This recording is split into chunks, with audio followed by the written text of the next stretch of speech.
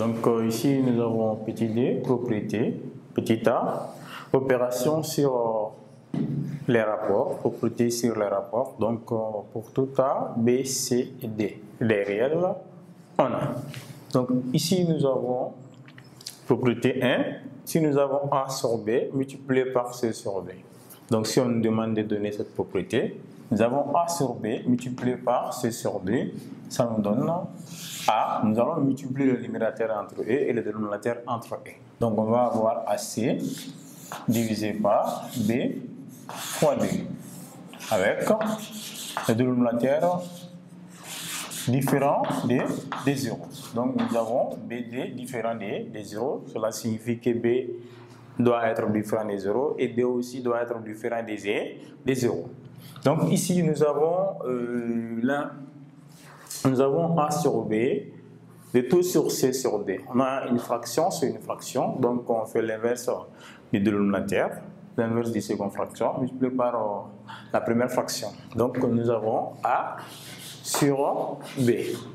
L'inverse du dénominateur maintenant, c'est c sur d. On va faire l'inverse du dénominateur, donc le d va monter au numérateur.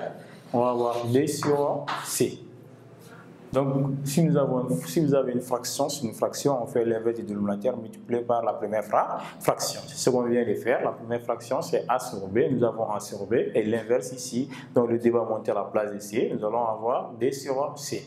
Comme on vient de voir, si nous avons a sur le produit des fractions, on multiplie le numérateur entre e et le dénominateur entre e. Donc, c'est le produit des fractions, le numérateur entre e et le dénominateur entre e aussi. Donc, ici, nous allons avoir a fois d sur BC. Donc on va dire qu'avec ici BC, avec le dénominateur différent des 0, avec BC différent des 0, parce que BC est le dénominateur, ou cela signifie aussi que B doit être différent des 0 et C aussi doit être différent des 0. Donc là, ici, la troisième propriété, nous avons une constante A sur une fraction B sur C.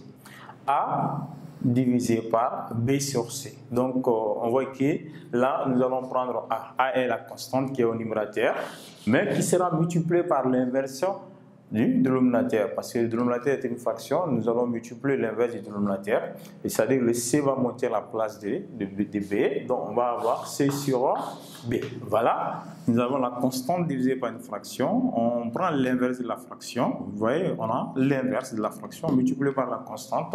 Ça va nous donner AC divisé par b. Donc b est le dénominateur. B doit être différent des 0. Le dénominateur doit toujours être différent des 0. Donc avec b différent des 0.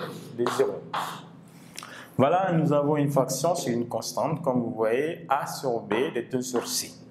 Donc on prend la fraction, on prend le numérateur ne change pas, ne bouge pas. Le numérateur reste à sa place parce que c'est a divisé par b. Comme vous le voyez ici, le numérateur est resté à sa place. Mais le dénominateur c'est une constante, c, donc nous allons multiplier par l'inverse du c. Donc l'inverse ici, c'est comme ici nous avons 1. Donc ça sera multiplié par 1 sur c. Donc 1 sur c, c'est comme ici nous avons 1, le 1 va monter et le c va rester à sa place. Donc on va avoir a, donc on sait que a multiplié par 1 ça ne change pas, donc ça fait a sur bc.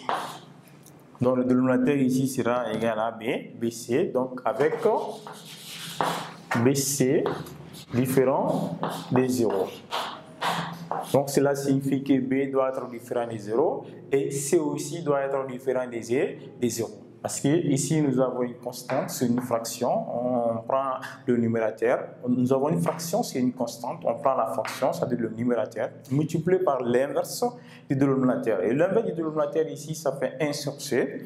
Donc nous allons avoir a sur bc. Donc le dénominateur doit être différent des 0, le dénominateur c'est bc, donc cela signifie que b doit être différent des 0 et c aussi doit être différent des 0. Donc là nous avons 1 sur une fraction, on va prendre 1 multiplié par l'inverse de la fraction, c'est-à-dire l'inverse du dénominateur. L'inverse du dénominateur va nous donner tout simplement, on change leur position, ça va être b divisé par a. Vous voyez, donc nous avons la constante. Le numérateur est 1 et là, le dénominateur c'est A sur B. Donc l'inverse, ça sera B sur A. Donc B sur A sera égal à B divisé par A, car 1 ne change pas. 1 ne change rien dans la multiplication. Donc on va prendre le dénominateur différent des 0. Le dénominateur ici c'est A. Donc ici nous allons avoir avec A différent des 0. Et là, nous avons A sur B égale à 0. Si A sur B égale à 0 équivaut A sera égal à 0. Donc, si A sur B égale à 0 ici, équivaut nous dire que A sera égal à 0 parce que le B sera multiplié par 0. B fois 0 est égal à 0, donc ça va rester 1. Donc, A sera égal à 0. Donc, ici, nous avons A divisé par B est égal à 1. Donc, si on divise A par B égale à 1, donc nous allons tirer tout simplement A. En tirant A, on va voir que le B sera multiplié par 1. Donc, équivaut A sera égal. Le B sera multiplié par 1, équivaut à dire que A sera tout simplement égal à B. Donc A sur B égale à 1 équivaut à égal à B. Donc ici nous avons A divisé par B égale à C divisé par D. Donc nous avons l'égalité de diffraction ici. Donc si on nous demande de résoudre ou bien de faire ce genre de d'équation, donc on met équivaut.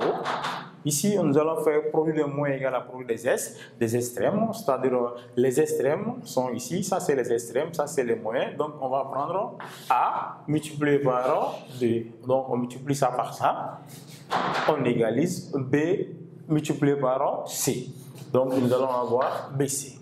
Maintenant ici, donc on a la somme de diffraction. Ici, nous avons A sur B plus C sur D. Ici, nous allons essayer de réduire au même dénominateur, c'est-à-dire de chercher le dénominateur commun entre ces deux fractions, parce que nous avons A divisé par B plus C divisé par D. On voit que B est différent de D. Donc, du fait que les dénominateurs ne sont pas les mêmes, nous allons chercher le dénominateur commun entre les deux. Donc, on va essayer de faire quoi? C'est-à-dire, on va multiplier le numérateur de la première fraction par le dénominateur de la seconde fraction. Donc, c'est-à-dire, on va multiplier A par D, on va avoir A fois 2 plus B fois C, de tout divisé par B fois 2. Donc on multiplie le dénominateur après entre E, donc on va avoir B fois D qui nous donne BD. Donc avec le dénominateur différent des 0. Donc si nous avons A sur B, on peut écrire autrement, égal à A divisé par B, c'est-à-dire A multiplié par une constante, on a pris juste une constante quelconque, D, donc A fois D, divisé par B fois D, ça revient à A divisé par B, car on peut simplifier ces D là, ça revient à ça. Et si nous avons A sur B, cela signifie aussi que ça correspond à A fois D divisé par B fois D. Donc avec le dénominateur différent des 0, comme le dénominateur ici est B fois D, donc le B fois D sera différent des 0. Voilà quelques propriétés sur les rapports.